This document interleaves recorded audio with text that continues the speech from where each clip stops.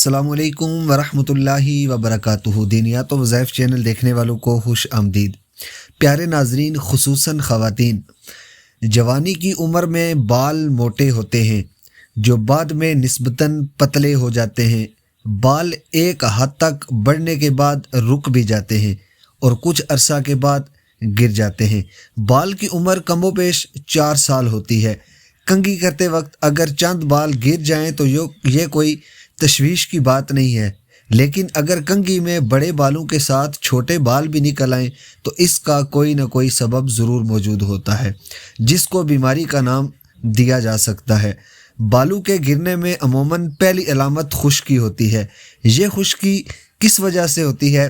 ملاوٹی غذاؤں کے استعمال سے، تیز خوشبودار غیر خالص تیل، سر دھونے میں صابن کا استعمال، کھانے میں نمکین اور بہت زیادہ چٹ پٹی چیزوں کے استعمال کی وجہ سے ہوتی ہے۔ ان چیزوں سے پرہیز ضروری ہے، اور اس پرہیز کے ساتھ ساتھ ایک وظیفہ آپ کو بتا رہا ہوں۔ آپ نے ہفتے میں اس کو 3 مرتبہ کرنا ہے۔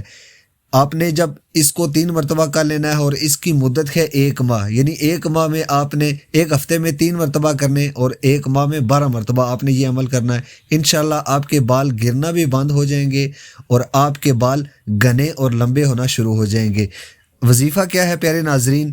آپ کو سکرین کے اوپر لکھا ہوا نظر بھی آ رہا ہے۔ آپ نے کیا کرنا ہے؟ 100 مرتبہ اتنے پانی پر پڑھ کر دم کرنا ہے جس سے اچھی طرح آپ سر کو دھو لیں۔ بسم اللہ الرحمن الرحیم۔ الکریم العاص والمفانات الفام۔ پھر سن لیں، الکریم العاص والمفانات الفام۔